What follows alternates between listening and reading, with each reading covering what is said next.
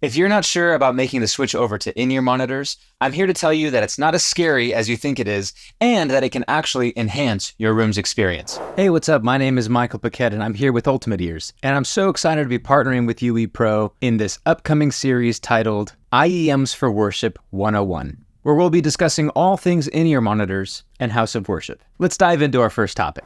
Here are 3 common fears or misconceptions about using in-ears. Number 1, in-ears will make musicians feel isolated from the room and each other. But here's a couple of things you can try. Ambient microphones are a great way to capture the room's sound and blend it into your in-ear mix. That way you can maintain a connection with the room. Try placing a microphone or 2 at the end of the stage, facing towards the room. Now, this may depend on the size of your room.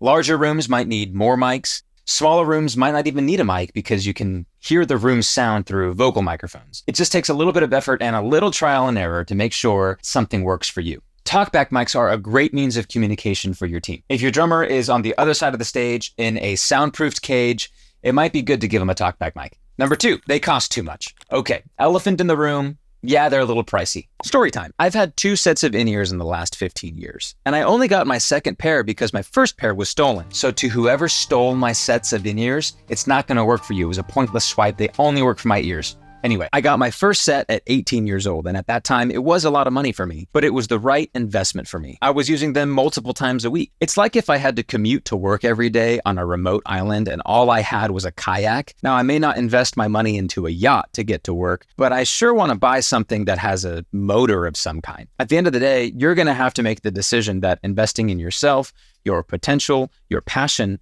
isn't just an expense. Number 3, I'm afraid of the learning curve and technical difficulties. I understand, but it's important to remember that like any new skill, using in-ears effectively is going to take some practice and guidance. Try some of these steps. If you do make the switch to in-ears, dedicate some time to solely focus on getting familiar with your in-ear systems. This includes setting up your monitors, adjusting your mix, getting familiar with the controls on your monitor. Let's do a little level check. We'll keep repeating the intro until our ears feel good. 1, feeling out what sounds good and what doesn't sound good. Now, that's usually preference, but we'll talk about adjusting your mix in another video. Another thing to try is incremental learning. Break down the learning process into more manageable chunks. Start with basic functions, like knowing where to put your master volume versus the faders of each channel. And then you can gradually introduce more advanced features like effects or panning or EQ even, as your team gets more comfortable with using in-ears. All right, so we talked about some fears. Here are 3 benefits to switching to monitors. Number 1, they can significantly improve musician performance. There is nothing worse than not being able to hear yourself. If you're a singer, if you're a musician, it doesn't matter. If you can't hear yourself, you can't perform well. You can't blend with people. You can't hear what they're doing. It just makes a mess of things. Not to mention, if you can't hear cues from a music director, that's bad.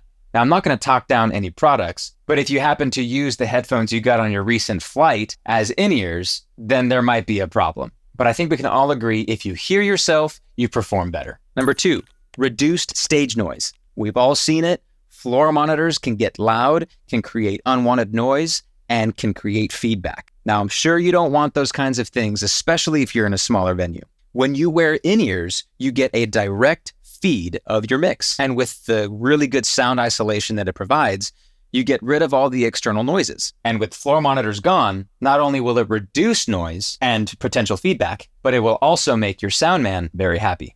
Number 3, hearing protection. Did you know that musicians are 4 times more likely than the general public to develop what's called noise-induced hearing loss? 57% are more likely to develop tinnitus because of their consistent exposure to loud sound levels. This includes people who use traditional floor monitors, which, as you know, oftentimes are really, really loud. By using high-quality in-ears like those at Ultimate Ears, musicians reduce that exposure of loud sound levels while having clear audio that protects your hearing for the long term. For me, having done music for so long and loving it and wanting to continue it, my most important asset to me is my hearing. And I'll invest in anything if it means protecting it. I know that making the switch to in-ears can seem a little concerning, but the benefits far outweigh the cons.